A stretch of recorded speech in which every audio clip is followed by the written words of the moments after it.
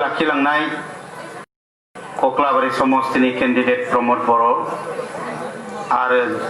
भैरबकुंड समस्तिनि candidate Govind Basumatary UPPL नि सासे नेहाथारि बर' फिल्मनि एक्टर नोंथांमोना सिनायखानाय आरो नोंथांमोननि ओनसोलनि फैला बरगयारी गासै यूपीपीएल नि दैदेनगिरि बिथांमोन आरो सिबिजाथाव रायजो राजा नोंथांमोन आङो 5 मिनिट 10 मिनिटल' बाथ्रा बुंनानै आंनि बुंनायखौ फोजोबनो सानदों। थांनो लुबैबायमोन नामा रायजोफोर? थांनो लुबैयो नामा? दखान जाहैनांगौ नामा? लामायाव बुट रानखो ना माखो? गुसुंल' बुंनो सानदों। दा आंना न'आ चिराङाव रायजोफोर समस्तिया जाबाय सबायझार। दा सबायझार समस्तिनि जायालाबानो आं नोंथांमोननि कक्लाबारि समस्ति जानायमोनबा जोबोद गोजोनगौमोन। मानो जाय लिडारा बर' हारिनि थाखायनो रायजो राजाफोरनि थाखायनो 3 घन्टाल' उन्दुयो। दा जों बिसिबां उन्दुयो? 6 घन्टा 7 घन्टा अखा हाबाथ' जोबाबो सिखारनायाव गैया। दा जोंना सासे दैदेनगिरिया 3 घन्टाल' उन्दुयो आरो क'क्राझाराव बिटिआर सुक्ति जानायनि उनाव जेब्ला नरेन्द्र मोदीया फैदोंमोन थांनोसै समाव हेलिकप्टाराव गाखोनायनि आगोल सर्बानन्द सनवाल हिमन्त बिश्व शर्मामोनखौ बुंलांदोंनो प्रमोद बर'खौ आंनि न'आव सानसे लेंलां आं बिजों रायलायगोन। बे मोजां मानसिया, बेखौ आंनो नांगौ। दा 3 घन्टाल' उन्दुग्रा नरेन्द्र मोदीजों बाखनाय जाग्रा बे लिडारानो नोंथांमोननि समस्तिनि कैंडिडेट आरो बे कैंडिडेटआनो देरहानायनि उनाव बिटिआर नि चिफ जानो थांगासिनो दं रायजो राजा नोंथांमोन। दा नोंथांमोननि बेसेन गोसा भटजोंनो देरहानानै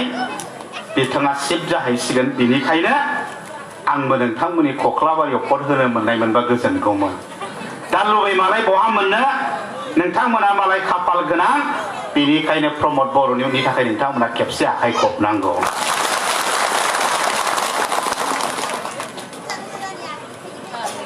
दा यूपीपीएल को नांगोलफ्रा बीपीएफफ्रा बिराद बदनाम होबाय। दखानाव रायलायो बिसोरो, हाथाय बाजाराव रायलायो बिसोरो, गावसिनि मिटिंफ्राव रायलायो बिसोरो। यूपीपीएल नि मिटिंआव रायजो राजाफ्रा फैलाखौसो नायनो थाङो जाहैदों। रायजो राजाफ्रा बुदां बलबखौसो नायनो थाङो जाहैदों। रायजोफ्रा मस्क'खौसो नायनो थाङो जाहैदों। दा दहाय फुंनिफ्रायनो जों नोंथांमोननि कक्लाबारियाव दंफैयो। फार्स्ट मिटिंआ बहा जादों? बै सिमलायाव जादों। सेंग्रा सिख्लाफोरनि इउथ हलानो जायगा थोआखै, बायहेरायावसो थानांदों बिराद बुरजा। सेकेंड मिटिं जाबाय बैथिंजाय मा गामिमोन बावबाय आं, बिराद बुरजा मानसि जाबाय। दा नोंथांमोननियाव फैबाय 3 मिटिं आरो दा मोनसे गाहैबावगोन। दा आं सानदों रायजो राजाफ्राथ' फैलाखौ नायखागोन र', हायनामुलिनि एक्टर। बुदां बलबखौथ' नायखागोन र', खुगा मेथाइ खनग्रा। मस्क'खौथ' नायखागोन र', माबा मोदोमानो हारा गैयि बायदि एक्टिं खालामो नङा होमबा? बेखौथ' नायखागोन। दा नायनायजों लोगोसे आं सानो रायजो राजाफ्रा यूपीपीएल नो ट्रेक्टरनि सावगारियावबो भट होनो होननानैसो फैदों होननानै आं सानो। दा आं साननाय बायदिनो नंगौबा नोंथांमोना आखाइ खबनांगौ। दालाय मानो क्लियार जाखो? बेखौनो मानसिफ्रा सानबाय थायो, फैलाखौसो नायनो फैदों, बुदां बलबखौसो नायनो फैदों। दा दिनै कक्लाबारियाव फैनानै 3ल'सो गादों, 4 गागोन, दा दसेल' गाहैबावगोन। 3 मिटिंआवबो रायजो राजाफ्रा जेरैबायदि फैबाय आरो दिनै नोंथांमोना स्पष्ट खालामनानै होबाय कक्लाबारियाव चिरेन गैया, नांगोल सांगोल गैया, साफा खालामबाय यूपीपीएल जै। नोंथांमोना क्लियार खालामनानै होबाय। बिश्वजित दैमारिया खेबथाम रायजो सभानि एमपि जाबाय। मा हान्जायाव थानानै? बीपीएफ हान्जायाव थानानै, नांगोल हान्जायाव थानानै। दा मा जादोंलाय साननैसोआव खेबथाम गाहाम रायजो सभानि बिपिएफनिफ्राय एमपि जानाय मानसिजों हाग्रामा महिलारिजों मानोबा नांलायनाया जागायबाय आरो बिपिएफनि गाहाय नेहाथारि प्रबिन बर'जों बिश्वजित दैमारिजों नांलायनाया जागायबाय आरो बिपिएफनि खाम्फा बरगयारिजों आरो बिश्वजित दैमारिजों नांलायनाया जागायबाय थारमाने बिपिएफनिफ्राय जों मिथिबाय रायजो राजा नोंथांमोन दा बावैनो एमपि बिश्वजित दैमारिया ओंखारलांसिगोन बिपिएफ नागारनानै थांसिगोन नोंथांमोननि बाक्सा जिल्लानि तामुलपुरनि खेबथाम एमएलए जानाय बिपिएफनि जेनेरेल सेक्रेटारि इमानुएल मुसाहारियाथ' रिजाइन होखाबाय बिपिएफनिफ्राय बिथाङाबो खालि बिजेपियाव आर'नाइ गाननोल' बाखि दंसै बिजेपि जाहैखाबाय दा एफा गिदिर गिदिर लिडारफ्रा बिपिएफ नागारनानै खारबायबा आं बेखायनो बे साननैसोआव सानबाय रायजोफोर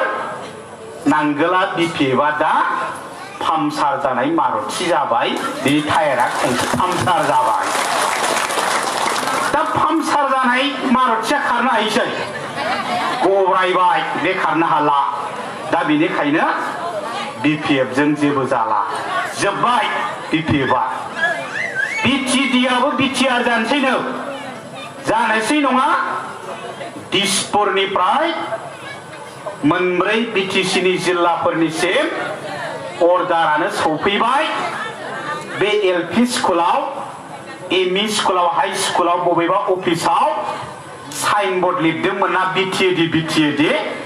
बेखौ खोमोरनानै बिटिआर लिरनांसिगौ होननानै सरकारा थिनहरबाय डाइरेक्सन हरबाय दा बेखायनो रायजोफोर बिटिएडिबो गैला बिटिआर जाबाय बिपिएफबो गैला इउपिपि जासिगोन हाग्रामाबो गैला प्रमोद लिडार जासिगोन जोब्बाय बिपिएफआ स्पष्ट हा बियो आं राजनिति भाषा नामा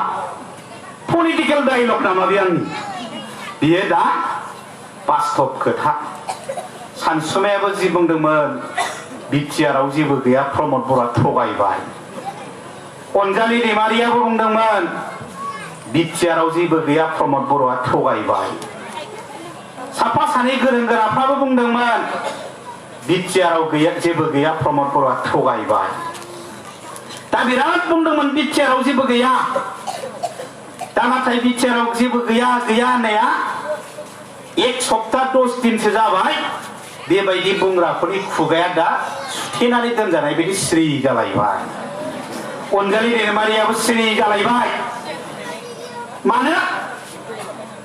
सानब्रै बाजेट सेसन जादों आसामाव दाखालै बाजेट सेसनाव मा थांखि लाखो साहित्य सभाया बिबोनाय एबसुआ बिबोनाय बर' मिडियामनि थाखाय सेपारेट डाइरेक्टर नांगौ बिटिआर सुक्तियावबो दंखायो बर' मिडियामनि थाखाय सेपारेट डाइरेक्टरखौ बानायनाय जाबाय रायजोफोर बिटिआरआव जेबो गैयालाय मानो सेपारेट डाइरेक्टर जागोन मा डाइरेक्टरनि बिबानखौबो होबाय सासे डिमासा आइजो आरो सार्कुलारबो ओंखारबाय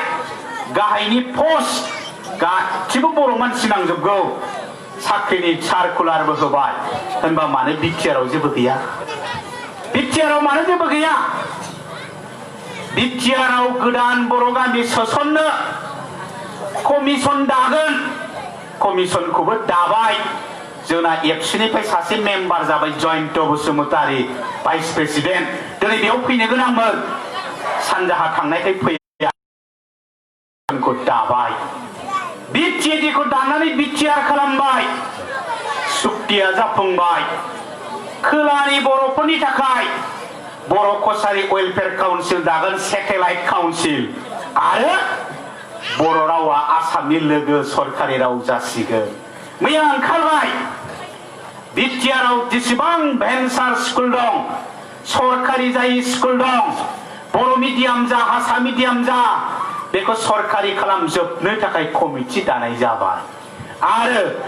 जोंनि चिराङाव बे दैजिं मेला जाग्रा आइनदि दै सेराव north east regional institute of medical science बानायगोन बेवहाय 100 बिगा हा नांगौ होननानै सिडली ब्लकआव एलटमेन्ट बिखाबाय डिपार्टमेन्टआ होमबा बिटिआरआव मानो जेबो गैया बिटिआरआव दं इउपिपिएल जोनोम जानाया बोसोरनैल' जादों प्रमोद बर'आ इउपिपिएल नि आफादगिरि जानाया 5 मासल' जादों बिटिआर सुक्ति जानाया 6 मासल' जादों 70 बोसोराव बेफोरखौ बिपिएफआ जेबो मावनो हायाखै हाग्रामाया जेबो मावना होनो हायाखै इउपिपिआ बोसोरनैल' प्रमोद बर'आ 5 मासल' आरो बिटिआरआ 6 मासल' बेखायनो हाग्रामा महिलारि 0 प्रमोद बर' हिर' नङा आरो बेखायनो बिपिएफ 0 इउपिपि हिर' रायजो राजानि थांबाव इउपिपिआ बोसोरनैयावनो मावनानै दिन्थिबाय बिपिएफआ 70 बोसोर जेबो खालामनो हाया प्रमोदआ 5 मास हाग्रामाया 70 बोसोर प्रमोदआ मावबाय हाग्रामाया जेबो मावनो हाया होमबा 0 हिर' नङा बिपिएफआ जेबो गैया दा बेनिखायनो जों जेरावबो बुंदों बिपिएफ 0 इउपिपि हिर' हाग्रामा 0 प्रमोद बर' हिर' दा नोंथांमोननि कक्लाबारि समस्तियाव 5 बोसोर आगोल जोंना इउपिपि नङामोन पिसिडिआर मोन अनित बसुमतारिया देरहादों पिसिडिआर निफ्राय नोंथांमोननि भटजों सोर सोर फोरोंनाय अनित बसुमतारिनो बर'ल' नङा बर'फोरल' फोरोंदोंमोन गासिबो फोरोंजोबदों दा रायजोफोर बर'नि भटजोंनो अनित बसुमतारिया देरहादोंमोनबा बे बिपिएफनो फोरोंग्रा नांगोल फोरोंग्राफ्रा बिटिआर जानायनि उनाव आर'नाइ गानै मोनफ्रोमबो मिथिङाव हाजार इउपिपिआव हाबफैबाय दहायबो गानबाय होनबा पिसिडिआर निख्रुइ इउपिपिआव बर' मानसिफ्रा बांसिनना बांसिनाखै दे रायजोफोर मानोना बाङाखै बांसिन जाबायना आरो एबसुआ बड'लेण्ड बियो जों बिसोरनो भट होआ होननानै बुङोमोन बर'फ्रा बिसोरजों एनडिपि दं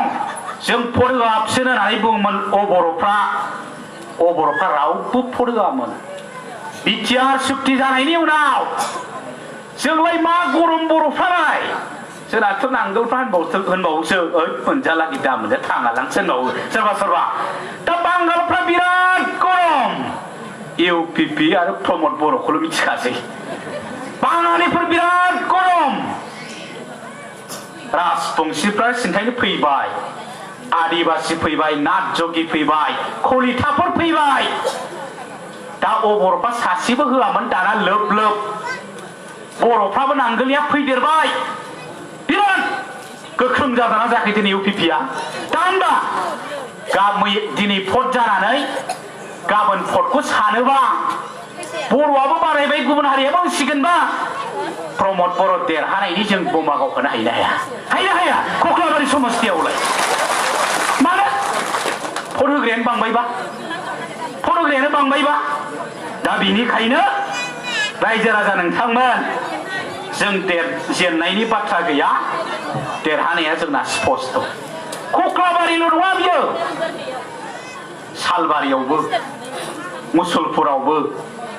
गरेस्वरावबो क'क्राझारावबो चिराङावबो उदालगुरियावबो जेरावबो मानो बिपिएफखौ रेजेक्ट खालामबाय रायजोफ्रा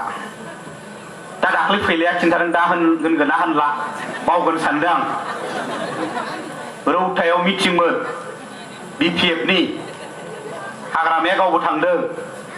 बिराद मानसि जाबाय हाग्रामाया मोजां मोनबाय देरहागोना खाथां जाबाय दाना मालाय समस्तिनि मानि 300 हाजिरा लाना फैदों रायजोफोरखौ हाग्रामाया लेखा रोखांबाय थांथ'वाखै थांथारसै रायजोफ्राबो लोब ओंखारबाय अट' गाखोहैबाय दाना हाजिरा बिहैबाय हाजिराखौथ' होगारायसैना प्राइमारि लिडारफ्रा लोगो हाग्रामाखौ बबे एक्सन बायनो स्ल'गाना मा जाखो दा बेनिखायनो रायजोफोर बिपिएफनि मिटिङाव हाजिरानि थाखाय थांदों रेजेक्ट खालामदों भट होनायाव गैया नाथाय इउपिपिनि मिटिङाव फैदों भट होनोबो फैदों दिनै जों स्पष्ट जादों आरो बिपिएफखौ मानो रेजेक्ट खालामखो हायनामुलिनि बेसेबां नाम्बाराव दंमोनथाय बाथ्राखौ बुंनोबो बिराद बोरैबा मोनो बे मेन्डेलाया पिसिडिसि चेयारमेनखौ होनासै नोंसिना सारा बिल मोनबा फुनसिलियाव मानो थांबाय थायो होनना रानाखै आखलानो बेनो खाथार नालाय बे जाबाय 17 बोसोर BPF फिसाजोखौनो बिजि खालामनानै आइवाइनाव लायो फिसाजोनि नामा आंनि फिसाजो दटार होनबाथ' जानाय नङाना हिनजाव खालामबाय वेब खालामबाय न' लाबाय ना न' बिहैनो गोरिब मानसि आइडि नाम्बार नांगौ होनगोन ना आइडि नाम्बारथ' गैया बोरै न' मोननो होनबा दाना आरो आइडि नाम्बार गोनांखौ होनलायगोन 15,000 लाबोग्रो होनबासो बानायगोन आं होनलायगोन दा गोरिबाबो न' मोना आइडि नाम्बार गैयियाबो न' मोना गावस्रा 6 खान 7 खान लानानै 17 बोसोराव न'आथ' रोहोखा मा खालामनो एफा बुरजा आइवाइ न' गलि बानायनानै लायाखै मोसौ दोनग्रा गलि बानायनानै लाबाय बे जाबाय 17 बोसोर आरो आखला थिङा दाम गोसाना थिंखौ मोनायाव रानो सानाव माखौ रानो साथा रानो सानाव माखौ रानो खुन्दुं रानो खुन्दुङा लांबाय गामसाबो जाया दख'नाबो जाया बोरमा खाहैनो जोना लांग्राफ्रा बे जाबाय BPFनि राजनितिक दा प्रमद बर'आ बुंदों खुन्दुंनि राजनितिखौ सोलायनायनि सम जाबाय आচ্ছা आं बुंनाया राजनितिक नामा खुन्दुं राना नामा रानो खुन्दुं राननाय राजनितिखौ सोलायनायनि सम जाबाय साथा राननाय राजनितिखौ सोलायनायनि सम जाबाय कम्बल राननाय राजनितिखौ सोलायनायनि सम जाबाय गबिन्द बसुमतारिया बुंलांबाय आइजोफ्रा जौगानांगौ सेल्फ हेल्प ग्रुपनो 75,000 एकखालिनो होगोन सुदबो नाङा सुख'फिननाङा अमा दानग्रा दाउ दानग्रा ना दानग्रा बर' आइजोफोरनो बर'ल' नङा आइजोफोरनो 25-30,000 अनुदान होगोन बेफार खालामनानै जानो हागोन नाथाय हाग्रामाया आइजोफोरखौ मा बुङो जिबिलाके नुथुनखै बिया फाटिसे 1 तोला सना पाबो सना हे पाबा लागे बिया फाटिसे जुदियो आरो नुथुनखै बिया फाथक डाबल फिसा एवनो थिना बे जाबाय हाग्रामा किन्तु UPPआ बुंगासिनो दं सेल्फ हेल्प ग्रुपनो फैसा होगोन दा बेनिखायनो जोङो दिनैहाय सोलायनायनि सम जाबाय BPFखौ रायजो राजाफ्रा रेजेक्ट खालामबाय बेजों जेबो जाला दा जों बुंनाया नंखायबो जानो हागौना जि गोरा बुंबाय नङाबो जानो हागौलायना दा सोरनि सरकार गभर्नरनि सरकार गभर्नरा 17टा बोसोराव मा मावदों मा मावाखै फाइलखौनो चेकिं खालामगासिनो दं ट्रेन्सपर्ट डिपार्टमेन्टनिखौ चेक खालामबाय 29 जन मानसिखौ साख्रि एपइन्टमेन्ट होदों लाख फैसा लानानै इन्टारभिउ गैयानो निर्देश होफिनबाय गभर्नरा 29 जन साख्रिखौ दानबाय दा साख्रिखौ दानबाय 29टा साख्रिखौ प्रमद बर'बो बुङाखै एबसुनि आफादगिरि दिपेन बर'बो बुङाखै आरो सोरबा UPPनि लिडाराबो बुङाखै साংবাদিকफोरा बुंबाय हाग्रामा महिलारि निर्वाचन पिছত जेলত जाबोले बयासे जेलाव थांगोननो मानो थाखा लानानै फुवा साख्रि होदों इन्टारभिउबो गैया आरो 19टा फाइल चेकिं जाबावगोन मा जालांगोन बेनिखायनो 2 तारिखसिम फोसावबाय BPFआ आन्दोलन थाब इलेक्सन खालामनांगौनो इलेक्सन खालामालासिनो लावबावनांगौबा बे ओंखारबाय थायोबा कारापसना ओंखारजोबबा गमामानो हाग्रामा रङा खरद जाबले बयासेनो न' गोजौआव थांगासिनो होननाया जामानो थांगासिनो दं रायजो राजा नोंथांमोन द' बेनिखायनो दिनै जों BPFखौ रिजेक्ट खालामबाय रायजो राजाफ्रा रिजेक्ट खालामबाय दा मा खालामदोंलायनो बे नोंथांमोननि खोला मा होनोमोन खामार दैसायाव फैदोंना बुंफैयाखै मिथिया नोंथांमोना मिथिगोन बाजै नै नोंना आइवाइ न'आ 1 नाम्बार लिस्टआवनो दं होनफैलायबाय आदा नै नोंना आइवाइ न'आ 2 नाम्बारावनो दं नोंथांमोना सेलेक्ट जाखानाय आइवाइ होनला दाना PMRY न' दा बे न'खौ जोंना बाजै लाइसारिया मोनदों दाननानै जाहाथे बाजै बिबारिनो हैनो हाया आदा लावदुमा मोनदों आदा फेरखावनो जाहाथे सोलायनो हाया बेखायनो आधार कार्डजों लिंक खालामनानै होनो नागिरदों दा आधार कार्डआव मा दं नोंनि मेगनखौ खेबाखै नोंखौ फट' खेबाखै नोंनि आसि बिमानि सहि लायाखै दा बिनिखायनो नोंनि महरखौ सोलायनानै लाइसिनो मोनखानायखौनो बिबारिनो न'खौ हरनो हाया जाहाथे बेनिखायनो सरकारा मा खालामदों आधार कार्डजों लिंक खालामनानै होनो नागिरदों दा बेखौनो नांगोला कम्पिउटारनिफ्राय लिस्टखौ दिहुननानै गामि गामि थांनानै बुंहैलायबाय नै बाजे नोंना लिस्टआ सफैबाय गाबोन इथाबो गारफैनोसै थदा नांगोलनो होदो आइवाइन'खौ नोंनो होनोसै दा नरेन्द्र मदि फैबाबो नोंनाव नामाव फैखाबायबा न'आ रावबो दाननो हाया दा बेखायनो दाननो हायाबा लाइसारि न'खौ रावबो सेनो हाखायाबा नांगोलनोलाय मा फन होनो दरखार जोंहालाय मा दरखार दा दहाय आफादगिरि होनखोना उन्दैया प्रमद बर'आ नोंथांमोननि केन्डिडेटआ आं एसे टेन्ट होदोंमोन दाख्लै दिल्लीयाव थांदों बिथाङा दिल्लीयाव थांनानै अमित शाहखौ लोगो हमदों सार जोंनि बिटिआरआव बिपिएल मानसिफ्रा गोरिब थाखोनि मानसिफ्रा लाख लाख दाबो आइवाइ न' मोनि दङ नोंथाङा हरनो हायोबा हर हाब बिदिना होनबा नोंथाङा आंनो लिस्टखौ लाबो लिस्ट मथे आं हरगोन बेलेखा पार्टियाव निर्देश फैबाय प्रत्येक समस्तियाव 6,000 आइवाइ बा पिएमआरवाइ नि न' होनाय जागोन फैबाय ने फैबाय पार्टियाव दा नोंथांमोना प्रस्थ' खालामनो हायो प्रमद बर'आ सिब जाया मुवा मा पिएमआरवाइ न' होलाबायनो इउपिपिआ सरकार दाया मुवा मा पिएमआरवाइ न' होलाबायनो किन्तु सुक्ति खालामनानै होग्राखाय हम मिनिस्टारा बुंहरदोंनो आं नोंथांमोननो हरगोन न'खौ नोंथांमोना लिस्टखौ लाबो दा होनबा इउपिपिआ दिनै सरकार गैयाबाबो न' होनो लिस्ट लानो फर्म फिलआप खालामनो जागायजेनबाय होनबा बे हाग्रामाया जिर' नङाबा मा बियो सरकारानो नङा जेखि न' होनो दिनै लिस्टआ स्टार्ट थ' बेनिखायनो रायजो राजा नोंथांमोन बिपिएफखौ हाग्रामाखौ रेजेक्ट खालामबाय आउट जाबाय दा गोलाव बुंला मोनसेयाव थांबावगोन लेक्सार होनो थाखाय नङा रायजो राजाया बिसिबां इउपिपिएलखौ मोजां मोनमारो नायलांनानै जों थांगोन जोबनायाव कक्लाबारिल' नङा क'क्राझार चिरां बाक्सा उदालगुरियाव हारसा बर' गासिबो सोलायनायनि थाखाय बाथ्रा बुंजोब्बाय जोंनाथ' चिरांनिया बाराद्रायबाव जोंना चिरां जिल्लाया फिसाथार 7थाल' समस्ति दा जोंना इउपिपिएलआ थांखि लाबाय एबसुआबो थांखि लाबाय सिगाङावबो पिसिडिआर नि समाव 3 देरहादों 2 अबर' 1 बिपिएफ बाखिया पिसिडिआर ओइबार थांखि लाबाय बिपिएफ को जिर' खालामनानै 7थायावबो 7टा इउपिपिआ सेन्सुरि मारिनो थांखि लाबाय रायजो राजा नोंथांमोन दा बेखायनो हांबादिफ्रा खौरांगिरिफ्रा 40टा समस्तियाव बर' हारसा सोलायनायखौ लुबैनानै इउपिपिखौ बरायनायखौ नुनानै खबर लाजोब्बायनो बिथांमोना खबर लानानै एग्जिट पल हगारबाय ससियेल मिडियायाव हगारना होगारबाय जि दिनखालि भट सानगोन बे दिनखालि खौराङाव ओरैल' ओंखारसिगोननो टिभियाव प्रमद बर' नेतृत्व इउपिपिएल सरकार गठन কৰিবলৈ গৈ আছে बिदिल' ओंखारसिगोननो 12थायावनो ओंखारगोन बेबो सानसुनि दा बेनिखायनो आं नोंथांमोनखौ दहाय खाम जथा सिफुंजों बरायथ'जानो बादोंमोन मानो जि दिनखालि काउन्टिं जागोन इउपिपिआ सरकार दागोन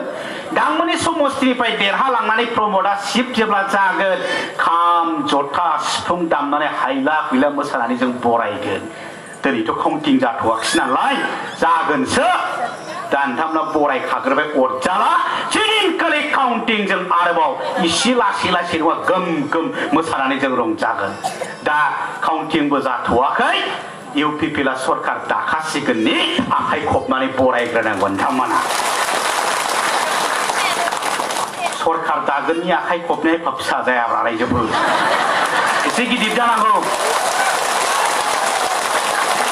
सरकार दाखासिगोननि खेबसे गोबारै आखाइ खबफिननांगौ नोंथांमोना दा बयनिसिमबो आंनि खुलुमनायखौ हरनानै आंनि बुंनायखौबो फोजोबबाय आरो नोंथांमोननिफ्राय बिदायबो लानाय जाबाय गोजोन्थों।